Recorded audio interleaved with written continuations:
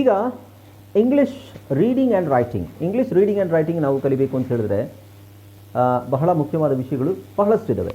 Okay, so ಒಂದೊಂದಾಗಿ ನಾವು ತಿಳ್ಕೊತಾ ಹೋಗೋಣ.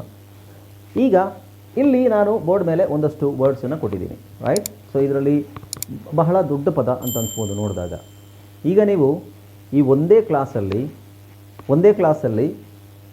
ಇಷ್ಟು ಪದಗಳನ್ನು ಈಸಿಯಾಗಿ ಓದ್ಬೋದು. ಅದು ಆಮೇಲೆ ಈಸಿಯಾಗಿ ಓದೋಕ್ಕೆ ಕಲಿಬೋದು. ಓಕೆ, ಓದೋಕ್ಕೆ ಮತ್ತು ಬರೆಯೋಕ್ಕೆ ಎಷ್ಟು ಮಟ್ಟಿಗೆ ಕಲಿಬೋದು ಅಂತ ಹೇಳಿದ್ರೆ 70%. ಸೊ ನಾನೇನು ಹೇಳಿದೆ ನಿಮಗೆ, 70% ಇಂಗ್ಲೀಷು ನಿಮಗೆ ಒಂದೇ ಕ್ಲಾಸಲ್ಲಿ ನಿಮಗೆ ಗೊತ್ತಾಗುತ್ತೆ. 70% ಇಂಗ್ಲೀಷ್ ಓದೋದು ಮತ್ತು ಬರೆಯೋದು ಹೇಗೆ ಅಂತ. ಹೇಗೆ ಮ್ಯಾಜಿಕ್ ಏನಲ್ಲ, ಒಂದು ಸಣ್ಣ ಸೂತ್ರ ಅಷ್ಟೇ. ಓಕೆ, ಸೊ ನಾವು ಇಷ್ಟು ದಿನ ಕಲಿತಾ ಬಂದದ್ದು ರೀತಿ ನೀವು ಮುಂಚೆ ಯಾವ ಥರ ಓದ್ತಾ ಇದ್ದೀರಿ ಅನ್ನೋದನ್ನು ಅದಕ್ಕಿಂತ ಸ್ವಲ್ಪ ವಿಭಿನ್ನವಾಗಿರುತ್ತೆ. ಏನು ಡಿಫ್ರೆನ್ಸ್ ಇರುತ್ತೆ ಅನ್ನೋದನ್ನು ನೋಡೋಣ.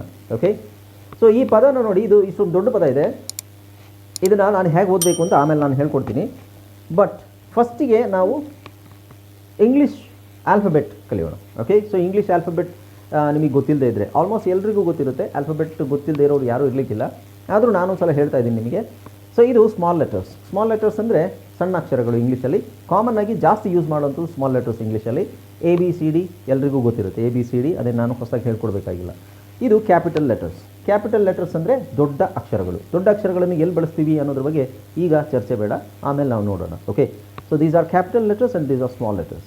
ಓಕೆ, ಹಾಯ್ ಫ್ರೆಂಡ್ಸ್, ಇದೊಂದು ವಿಶೇಷ ಸೂಚನೆ. ನಮ್ಮಲ್ಲಿ ಇದೀಗ ಆನ್ಲೈನ್ ಸ್ಪೋಕನ್ ಇಂಗ್ಲಿಷ್ ಕೋರ್ಸ್ನ ಹೊಸ ಬ್ಯಾಚ್ ಶುರುವಾಗಿದೆ. ನೀವು ಇನ್ಮೇಲೆ ಎಲ್ಲೂ ಹೊರಗಡೆ ಹೋಗಿ ಇಂಗ್ಲಿಷ್ ಕಲಿಯುವ ಅವಶ್ಯಕತೆ ಇಲ್ಲ.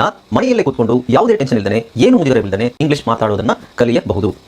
ಸ್ನೇಹಿತರೆ, ಸ್ಪೋಕನ್ ಇಂಗ್ಲಿಷ್ ಮಾತ್ರ ಅಲ್ಲ, ನಿಮಗೆ ಇಂಗ್ಲಿಷ್ನ ಓದಲಿಕ್ಕೆ ಬರಲಿಕ್ಕೆ ಬರಲ್ಲ ಅಂತ ಇಟ್ಕೊಳ್ಳಿ. ಈಗ ಇಂಗ್ಲಿಷಲ್ಲಿ ನಿಮಗೆ ಓದಲಿಕ್ಕೆ ಬರಲಿಕ್ಕೆ ಬರಲ್ಲ, ಬರೀ ನಿಮಗೆ ABCD ಮಾತ್ರ ಗೊತ್ತು, ಅಥವಾ ABCD ಗೊತ್ತಿಲ್ಲ ಅಂತ ಇಟ್ಕೊಳ್ಳಿ. ಸೊ ABCD ಗೊತ್ತಿಲ್ಲ ಅಂತ ಪರವಾಗಿಲ್ಲ, ನಾವು ನಿಮಗೆ ಇಂಗ್ಲಿಷ್ನ ಬೇಸಿಕ್ಕಿಂದನೇ ಓದಲಿಕ್ಕೆ ಮತ್ತು ಬರಲಿಕ್ಕೆ ಸಹ ಹೇಳ್ಕೊಡ್ತೀವಿ.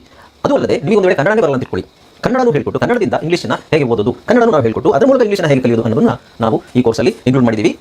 ಸ್ನೇಹಿತರೆ, ಈ ಕೋರ್ಸನ್ನು ಚಿಕ್ಕ ಮಕ್ಕಳನ್ನು ಹೊರತುಪಡಿಸಿ ಬೇರೆ ಯಾರು ಬೇಕಾದ್ರೆ ಈ ಕೋರ್ಸ್ಗೆ ಜಾಯ್ನ್ ಆಗ್ಬೋದು. ನೀವು ಕೆಲಸಕ್ಕೆ ಹೋಗೋರು ಇರ್ಬೋದು, ಮನೆಯಲ್ಲಿರೋರು ಇರ್ಬೋದು, ಅಥವಾ ನೀವು ಯಾವುದೋ ಒಂದು ಬಿಸ್ನೆಸ್ ಮಾಡ್ತಾ ಇರ್ಬೋದು. ಓಕೆ, ಸೊ ಯಾರು ಬೇಕಾದರೂ ಈ ಕೋರ್ಸ್ನ ಜಾಯ್ನ್ ಆಗ್ಬೋದು. ಹಾಗಾದರೆ ಸ್ನೇಹಿತರೆ, ತಡ ಯಾಕೆ?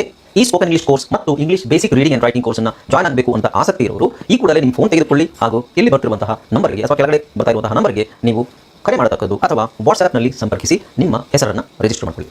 ನಾವು ಈಗ ಇಂಗ್ಲೀಷಲ್ಲಿ ಒಂದಷ್ಟು ಪದಗಳಿದೆ, ಸಣ್ಣ ಪದಗಳು. ಓಕೆ, ಸೊ ಇಲ್ಲಿ ನೋಡಿ, cab, rob, mob, man, fan, ran ಎಲ್ಲ ಸಣ್ಣ ಪದಗಳನ್ನು ನಾನು ಈಸಿಯಾಗಿ ಹೇಳೋಕ್ಕಾಗುವಂಥದ್ದನ್ನು ಸೆಲೆಕ್ಟ್ ಮಾಡಿದ್ದೀನಿ. ಇದನ್ನು ನಾವು ಓದೋಕ್ಕೆ ಕಲಿಬೇಕು. ಓಕೆ, ಸೊ ಈಗ ಇದೇ ಪದನ ನಾನು ಝೂಮ್ ಮಾಡಿ ನೆಕ್ಸ್ಟ್ ಇದನ್ನು ಸ್ವಲ್ಪ ದೊಡ್ಡದಾಗಿ ನೋಡೋಣ. Okay, right. ಈಗ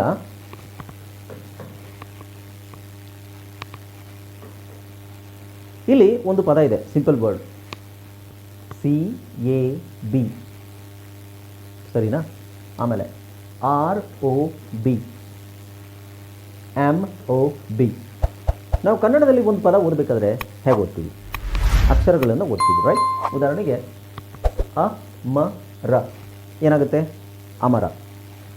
ಕನಕ ಏನಾಗುತ್ತೆ? ಕನಕ. ಅರಸ ಏನಾಗುತ್ತೆ? ಅರಸ. ಆದರೆ ನಾವು CAB ಅಂತ ಓದಿದ್ರೆ ಏನಾಗುತ್ತೆ? ಕೂಡಿಸಿ ಓದಿದಾಗ ಏನಾಗುತ್ತೆ? CABನೇ ಇರುತ್ತದೆ. ನಾವು ಕನ್ನಡದಲ್ಲಿ ಹೇಗೆ ಓದ್ತೀವಿ? ಅಮರ. ಅ ಸಪ್ರೇಟಾಗಿ ಓದ್ತಾ ಇದ್ದೀವಿ, ಮ ಸಪ್ರೇಟಾಗಿ ಓದ್ತಾ ಇದ್ದೀವಿ, ರ ಸಪ್ರೇಟಾಗಿ ಓದ್ತಾ ಇದ್ದೀವಿ. ಅದನ್ನು ಸಪ್ರೇಟಾಗಿ ಓದ್ತಾ ಇದ್ದೀವಿ. ಕೂಡಿಸಿ ಓದಬೇಕಾದ್ರೆ ನಾವು ಏನು ಕೂಡಿಸ್ತಾ ಇಲ್ಲ, ಮಿಕ್ಸ್ ಮಾಡ್ತಾ ಇಲ್ಲ. ನಾವು ಹೇಳೋದನ್ನು ಸ್ವಲ್ಪ ಫಾಸ್ಟಾಗಿ ಹೇಳ್ತಾ ಇದ್ದೀವಿ. ಅ ಮ ರ ನಿಧಾನಕ್ಕೆ ಹೇಳ್ತಾ ಇದ್ದೀವಿ, ಗ್ಯಾಪ್ ಕೊಟ್ಟು ಹೇಳ್ತಾ ಇದ್ದೀವಿ. ಅಮರ ಗ್ಯಾಪ್ ಕೊಡ್ತಾ ಇಲ್ಲ, ಸ್ವಲ್ಪ ಫಾಸ್ಟಾಗಿ ಹೇಳ್ತಾ ಇದ್ದೀವಿ. ಇದರ ಅರ್ಥ ನಾವು ಅದನ್ನು ಹತ್ತಿರ ತೊಗೊಬರ್ತಾ ಇದ್ದೀವಿ ಅಷ್ಟೇ ಹೊರತು ಅದರಲ್ಲಿ ನಾವು ಬೇರೆ ಏನೂ ಕೂಡಿಸ್ತಾ ಇಲ್ಲ. ಬಟ್ ಇಂಗ್ಲೀಷಲ್ಲಿ ಅದೇ ಥರ ನಾವು ಈ ಅಕ್ಷರ ನಮಗೆ ಹೇಗೆ ಗೊತ್ತು? ಸಿ ಅಂತ ಗೊತ್ತು, ಹೇಳಿ ಗೊತ್ತು. CAB. ಇದನ್ನು ಕೂಡಿಸಿದಾಗ ಏನು ಬರುತ್ತೆ? ಯಾರಾದರೂ ಒಬ್ಬರು ಹೇಳಿ ನೋಡೋಣ ನನಗೆ. ಇದು ಕೂಡಿಸಿದ್ರೆ ಕ್ಯಾಬ್ ಹೆಂಗೆ ಬರುತ್ತಮ್ಮ? ಕ್ಯಾಬ್ ಹೇಗೆ ಬರುತ್ತೆ? ಇಲ್ಲಿರೋದೇನು ಕ್ಯಾ ಇದೆಯಾ? ಸಿ ತಾನೇ ಇರೋದು.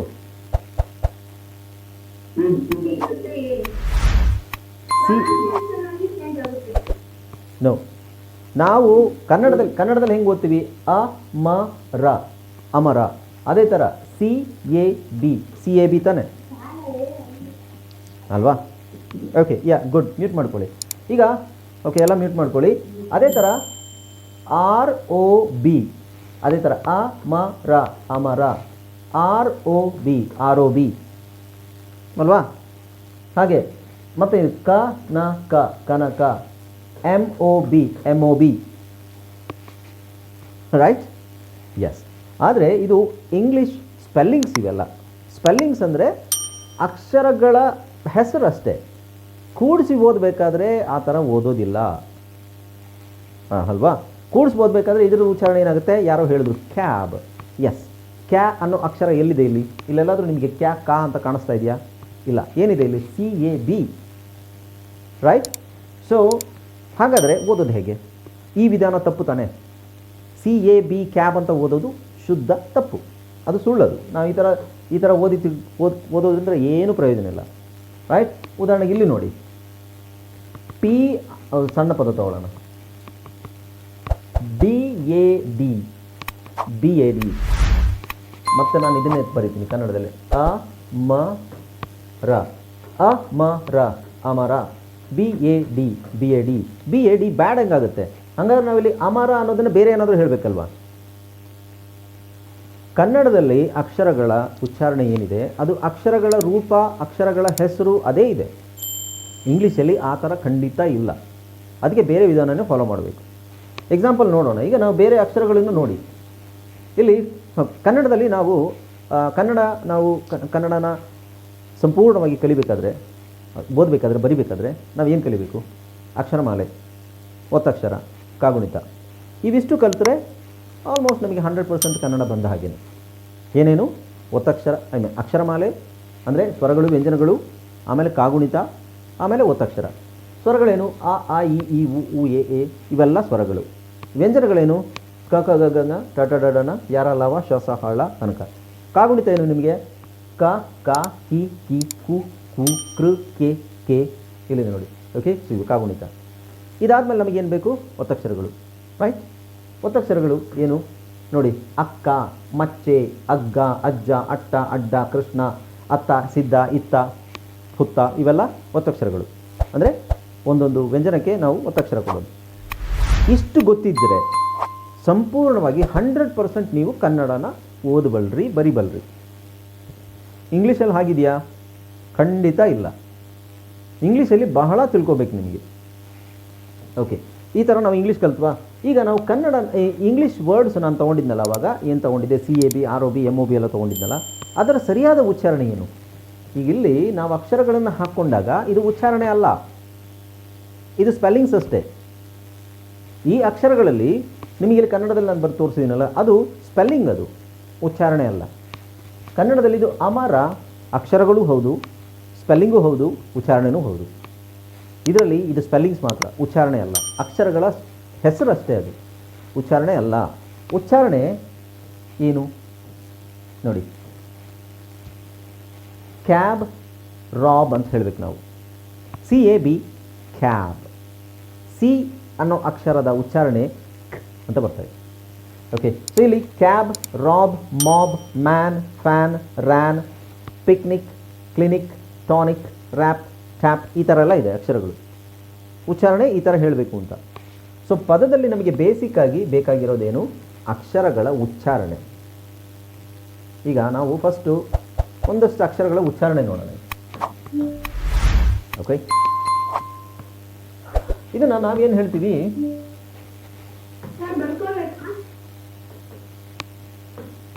ಇದು ಇಲ್ಲಿ ನೋಡಿ, ಕ್ಯಾ. ಇವೆರಡು ಅಕ್ಷರ ಸೇರಿ ನಿಮಗೆ ಕ್ಯಾ ಅಂತ ಉಚ್ಚಾರಣೆ ಬರ್ತಾ ಇದೆ. ಯಾರು ಏನು ಬರ್ಕೋಬೇಡಿ. ಈಗ ನಾನು ಪಾಠ ಮಾಡೋದನ್ನು ಫಸ್ಟ್ ಕೇಳಿಸ್ಕೊಳ್ಳಿ. ಇವೆರಡು ಅಕ್ಷರಗಳು ಸೇರಿ ನಮಗೆ ಕ್ಯಾ ಅಂತ ಸೌಂಡ್ ಬರ್ತಾ ಇದೆ. ಇವೆರಡು ಅಕ್ಷರಗಳು ಸೇರಿ ನಮಗೆ ರಾ. ಇವೆರಡು ಅಕ್ಷರಗಳು ಸೇರಿ ನಿಮಗೆ ಮಾ. ಓಕೆ, ಸಿ ಆ ಎರಡು ಅಕ್ಷರನ ಫಸ್ಟಿಗೆ ಬಿಟ್ಬಿಡೋಣ. ನಾವು ಫಸ್ಟ್ ಏನು ಮಾಡಬೇಕು? ಒಂದೊಂದು ಅಕ್ಷರ ಏನು, ಅದರ ಉಚ್ಚಾರಣೆ ಏನು ಅಂತ ನೋಡೋಣ. ಈ ಬಿ ಅಂತ ನಾವು ಏನು ಹೇಳ್ತೀವಿ? ಇದರ ಉಚ್ಚಾರಣೆ ಬಿ ಅಂತ ತಾನೇ ಹೇಳೋದು, ಬಿ. ಆದರೆ ಇದರಲ್ಲಿ ಇಲ್ಲೇನಿದೆ? ಬ ಸೌಂಡು. ಇಲ್ಲೂ ಇದನ್ನು ಬಿ ಅಂತ ಹೇಳ್ತೀವಿ, ಆದರೆ ಇಲ್ಲಿ ಉಚ್ಚಾರಣೆ ಏನಿರೋದು? ಬ. ಇಲ್ಲಿ ಬಿ, ಇಲ್ಲಿ ಉಚ್ಚಾರಣೆ ಏನಿದೆ? ಬ. ಸೊ 3 ಕಡೆನೂ ಒಂದು 3 ಪದ ತೊಗೊಂಡಿದ್ದೀವಿ. 3 ಪದದಲ್ಲೂ ಬಿ ಅನ್ನೋ ಅಕ್ಷರ ಮಾಡುವಂಥ ಉಚ್ಚಾರಣೆ, ಅದರ ಪ್ರೊನೌನ್ಸಿಯೇಷನ್ ಏನು?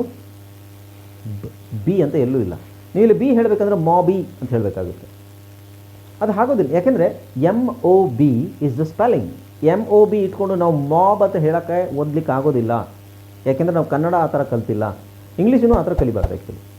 MOB ನೀವು ಆ ಥರ ಬರೀ ಸ್ಪೆಲ್ಲಿಂಗ್ ಮೂಲಕ ಕಲಿಯೋದಾದರೆ ನಿಮಗೆ ಇಂಗ್ಲೀಷ್ ಕಲೀಲಿಕ್ಕೆ ನೀವು ಇಂಗ್ಲೀಷ್ ಮೀಡಿಯಂ ಸ್ಕೂಲ್ಗೆ ಹೋಗಬೇಕಾಗುತ್ತೆ, ಅಥವಾ ನೀವು ಇಂಗ್ಲೀಷ್ ಕಲೀಲಿಕ್ಕೆ ಸುಮಾರು ಸಮಯ ಆಗುತ್ತೆ. ನೀವು ಒಂದು 5-6 ವರ್ಷ ತಗೊಳ್ತೀರ, ಆದರೂ ಕಂಪ್ಲೀಟಾಗಿ ಕಲಿಯೋಕ್ಕಾಗಲ್ಲ ಇಂಗ್ಲೀಷನ್ನು.